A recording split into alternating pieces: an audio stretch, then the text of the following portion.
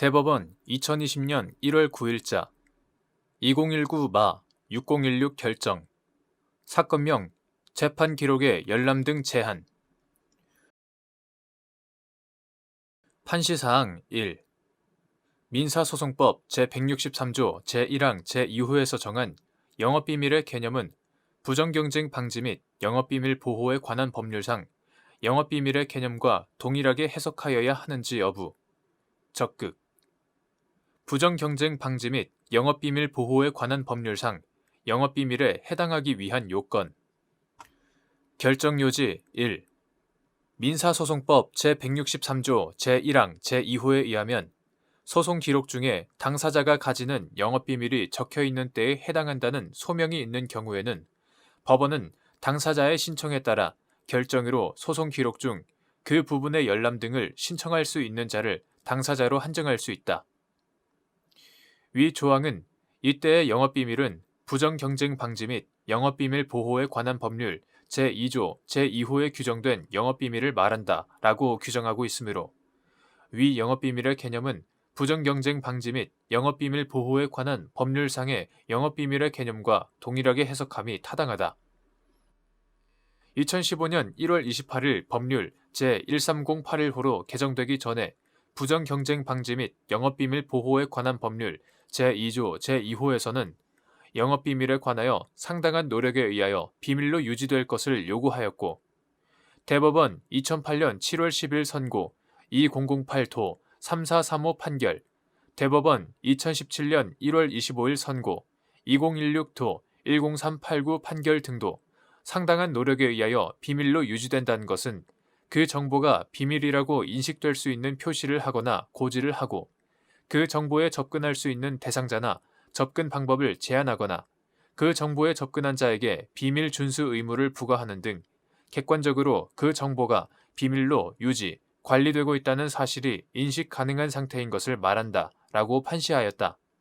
이후 법률 제13081호로 개정된 부정경쟁 방지 및 영업비밀 보호에 관한 법률 제2조 제2호에서는 합리적인 노력에 의하여 비밀로 유지될 것만을 요구하게 되었다. 나아가 2019년 7월 9일부터 시행되는 2018년 1월 8일 법률 제16204호로 개정된 부정경쟁 방지 및 영업비밀 보호에 관한 법률 제2조 제2호에서는 영업비밀에 관하여 비밀로 관리될 것만을 요구하고 있다. 판시사항 2.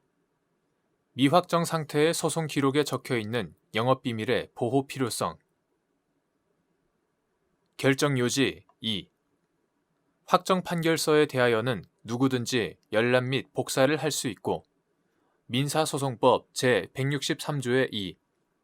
확정된 소송 기록은 학술 연구 등 일정한 목적하에 열람할 수 있도록 정한 반면 민사소송법 제162조 제2항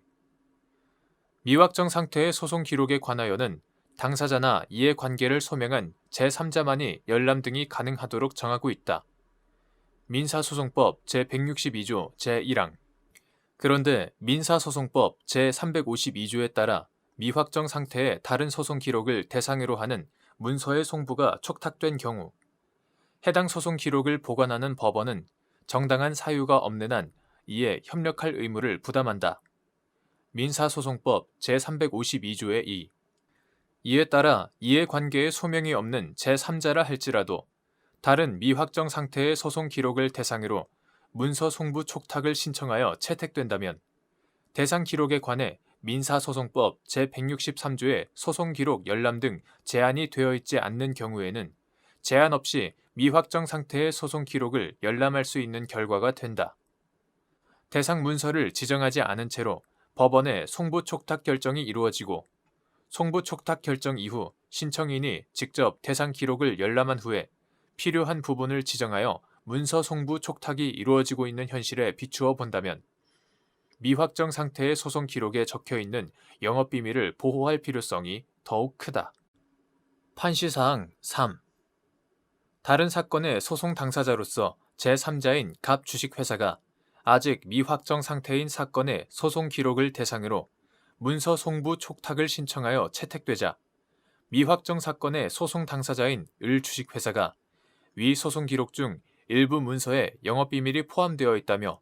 그 일부 문서에 대하여 열람 제한 등을 신청한 사안에서 을 회사가 열람 제한 등을 신청한 대상 문서 중 일부는 을 회사가 제3자와 체결한 계약서이고 그 계약서에 비밀 준수 의무 관련 조항 등에 비추어 위 계약서에 영업비밀이 적혀 있다는 점에 대한 소명이 있다고 볼 여지가 있는데도 이와 달리 보아 위 계약서에 관한 열람 제한 등 신청을 기각한 원심 결정 부분에는 민사소송법 제163조 제1항 제2호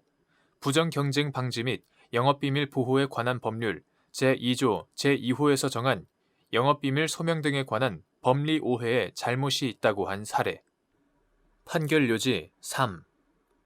다른 사건의 소송 당사자로서 제3자인 갑 주식회사가 아직 미확정 상태인 사건의 소송 기록을 대상으로 문서 송부 촉탁을 신청하여 채택되자 미확정 사건의 소송 당사자인 을 주식회사가 위 소송 기록 중 일부 문서에 영업비밀이 포함되어 있다며 그 일부 문서에 대하여 열람 제한 등을 신청한 사안에서 을 회사가 열람 제한 등을 신청한 대상 문서 중 일부는 을 회사가 제3자와 체결한 계약서이고 그 계약서의 비밀 유지 의무 관련 조항은 계약 당사자에 대해 비밀 유지 의무를 부과할 뿐 아니라 나아가 계약 당사자로 하여금 이사, 임원, 직원, 대리인 및 하청업자에게 위 조항의 모든 사항을 준수할 수 있도록 필요한 모든 조치를 취하여야 한다는 구체적인 의무를 부과하는 한편 위 조항이 계약 종료 후 3년간 유효하다고 정함으로써 합리적인 기간 내로 그 의무의 부담을 제한하고 있는데